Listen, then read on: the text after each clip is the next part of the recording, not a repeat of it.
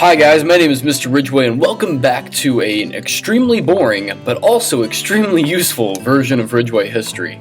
My AP kids have been tasked recently with their first making outline-ish things, notes, whatever.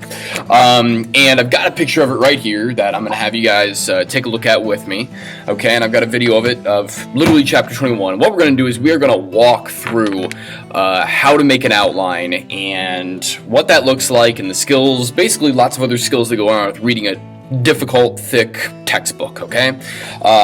So we're going to walk through it kind of step by step and explain a few different skills that I use whenever I read thick, boring texts, and then we'll go from there. We'll see what happens, okay? So let's talk about reading first, because reading a book like this can be really frustrating and really painful because, I don't know, it's also, let's see here, 21 is, oh goodness sakes, it is 20 pages long, okay? That seems like a lot of reading, and frankly, I've got lots of things to do besides read history. Now, okay, so here's where we're going to start, okay? I always recommend when reading a text that you go ahead and you preview through it, and pretty much good readers are going to do this all the time. So we're going to look at pictures, we're going to look at titles, we're going to look at interesting graphs or data, and then we're going to decide that this is all just, you know, lots of interesting things, and we actually want to sit down and read the text in the first place. Okay? So it looks like I'm seeing here that things are going to be talking about the world economy. Okay, world, I know what the world is, I know what economies are. Alright, this engraving of a Potosi silver mine in 1590. Okay, so lots of, looks like, that would be Native American miners in the Inca Empire. Okay, so then I got pictures of Prince Henry the Navigator. Okay. So I got maps here of European exploration, which we talked about last class a little bit. Okay. Northern European expeditions. Okay. Causation, the West expansion, so the historical, okay. So it looks like some historians, so this is a debate with historians, okay. This doesn't seem as important at the current moment. This 1505 woodcut is the earliest known European portrayal of Native Americans. Okay, that seems rather important. Moving on. 16th century perpetrates Aztecs suffering from smallpox. That sucks. Okay, that's down here at the bottom of the page. Okay. Let's see here. Okay, and then the map up here is a map of European colonization, circa 1700, West commercial outreach. So now I'm looking through titles, right? A system of international inequality, the Americas loosely controlled colonies. They talk about Vasco da Balboa, Francisco Pizarro. They talk about Atahualpa and the Inca Empire, Columbus. So there's lots of things going on here. Okay, and oh gosh, look, they're even going to the St. Remitz in Quebec. Okay, so they're even going up to the French and Indian War. They are moving fast through this. Okay, Indian portrait of two women in European dress. Okay, so we're looking at definitely the Raj, well, almost the beginning, before the Raj, in India. Okay, so there's lots of things going on in this text. Another idea that you could do as well is you could look for bolded words and big titles. Those are also very helpful.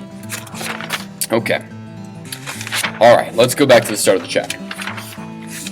Good idea, too, is looking at stuff before the chapter, but I'm simply for a lack of time here. Alright, so, if I've done a preview of the chapter, okay, so here you can see my outline, so I'm going to put our steps here. Okay, so 1 is preview. Number 2 is we're actually going to start reading it. Okay, read, and I do my outline at the same time.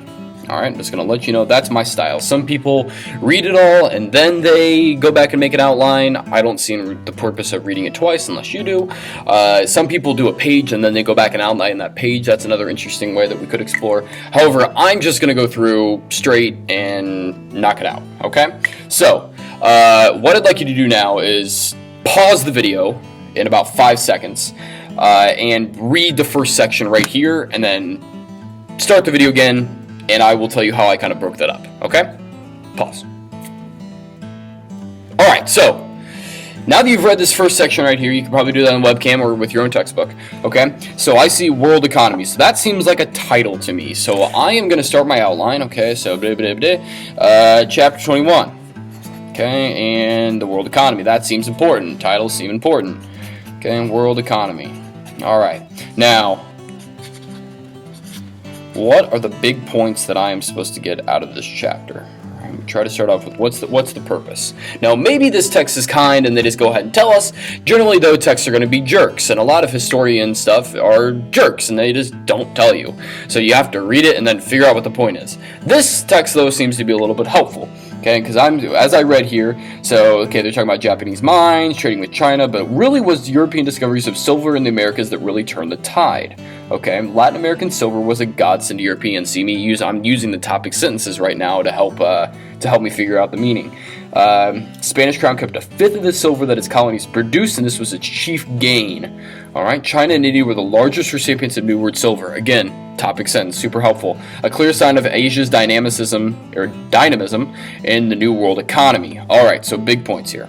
All right, so it looks like from this one that I'm getting that Spanish silver allows, keep moving my page over here, allows for European trade in Asia. Okay, again, apologies for the bad handwriting. Okay, moving on. So, alright, maybe there's a couple other points here. Let's keep on reading. Okay, so I'm going to move on to the next paragraph down. You guys can't see that, but I'll move my book here so that you can. Alright, so this chapter deals with the consequences of some key developments celebrated in American school texts. The voyages of Columbus and other explorers in the empires built by Europeans, conquerors, and missionaries. Okay, the result was a power shift in world affairs, but another set of crucial developments in world history also resulted. The redefinition of interchanges among major societies in the world. Okay, that was a lot of information. Let's summarize this. So, the chapter deals with the consequences of key developments. Okay, so voyages of Columbus, other explorers built. Okay, so power shift. Okay, so big point. Exploration results in power shift. See what I did there? Arrow saves you a lot of text. Yeah, so you guys can see that now. Exploration results in a power shift. The next one, okay.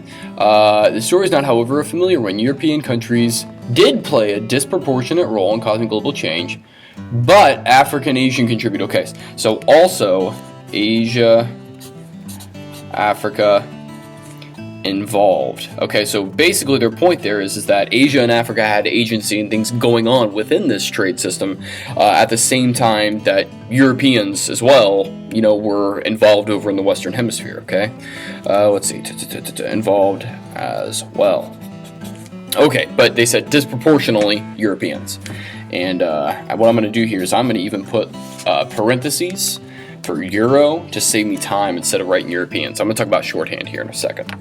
Okay, so that seems they just up and told us those are going to be the big points that I'm supposed to get out of this chapter. That's very helpful. All right, let's see. West first outreach. Okay, so this seems important. This is where I'm going to teach you how to start breaking down text. Okay, my first thing in my outline is probably going to be the letter I, just to make things simple. Okay, so West first outreach maritime. Let's just shorten this. So West naval outreach. Okay, keep it simple. Don't waste time. Various European readers, particularly merchants, but also some princes and clergy, become increasingly aware of the larger world and blah blah blah blah blah. Okay, so again, lots of stuff going on. We're going to expect a lot of detail here. Okay. Crusades brought knowledge of the Islamic world's superior economy and the goods that could be imported from Asia. Okay, now we're back up to the top of the page again. Okay, there's those Potosi silver mines we looked at before, which sped up the exchanges between the civilizations of area and also spurred European interest. The fall of the Khans, okay, so that's the Mongols, disrupted this enchanted, once again, a land of mystery. Okay. Europeans have been accustomed to important products from Southern Asia and India, particularly spices. Okay. So if I'm a smart guy here, all right, I'm going to look at this outline. I'm going to say, okay, the West Naval Outreach. All right, so I'm going to go with my first one, A. Okay, so increasingly aware. Okay, so right here, Europeans become aware. And that's literally all I'm going to say that. Or maybe I just draw like a globe and I do like a little picture of the world. Okay, Europeans become aware of the world. That's a world, by the way. All right, now I, Crusades. Mongols.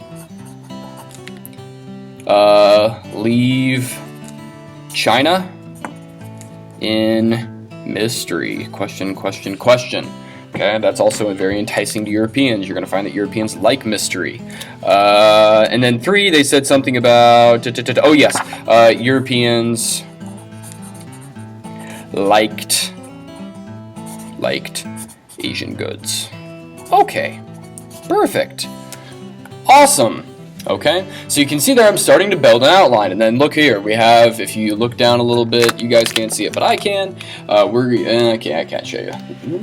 You still can't see it. There it is. Okay, so see, you got one more heading there, and that would become my new heading. All right, so new technology, a key to power. So B, technology.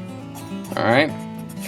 Now the thing is if I decide to make this technology thing my next section, I'm not totally stuck on having to do technology. Maybe I think technology isn't important. I frankly don't care. And so you skip it, okay? Maybe you don't think technology is important. However, technology is important, so you should write that down. Let's see.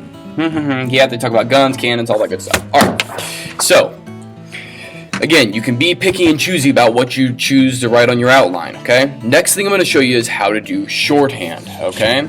So I didn't do too much shorthand here. I did a little bit of it, but let me really show you how this works. So let's just go find a random section where I can practice it. Ooh, Colombian exchange. Let's do that. Okay. So, let's say this is 3. I don't know which one it would be. Let's just say it's 3, okay? So, Ooh, see?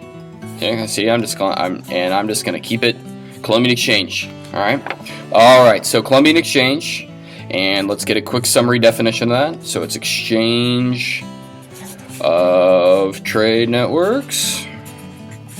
Well, an exchange maybe in trade networks might be a better one. Trade networks between B/W to save time and space, between America, so Amer, and Europe. Okay. Shorthand. Alright, so let's see here. They got lots of details. Greatest victims were millions of Native Americans who had not previously been exposed. Okay, so Native, see the shorthand that I'm using? Americans. Alright. No immunity. And then I can give a detail onto that one. Okay, which so maybe we say like 80%, right? 80% die. In this process, then I draw an arrow, takes 150 years. Okay? Alright. So you can see, we're really going shorthand. We're saving as much as we can, and then we're just moving right along. Don't spend too long on any certain text or trying to get the language perfect. I would tell you, as a high schooler, I was a perfectionist, still am, but I know now how to be more efficient with my note-taking, just move along when things need to be done. Okay? Now, let's talk real briefly about the food for thought section. So, if you have read the text and you've gone all through it, and you get to those parts with continuity and change and looking at documents and how does this relate to what you know, or how does this relate to today's world, there's lots of really cool things you can write there. However, it's not in the text, which makes it really difficult because it requires you to think. So when you get to the food for thought section, you're gonna have to go beyond the text. It's just, you have to. It's not, you're not gonna find how the Colombian exchange relates to today's world inside the text. Now, it'd be really cool, for example, to write some food for thought on how the Colombian exchange relates to, I don't know, the SARS or the H1N1 outbreak that we had a long time ago, because that's a perfect example of how the Colombian exchange is still around today, right?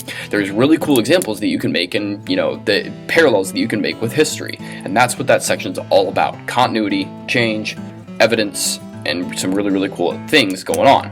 Alright, so hopefully that helps with the food for thought section. Now, if you've got, an outline and you're totally stuck on it, feel free to contact me. Be more than happy to help that out, or help you with it.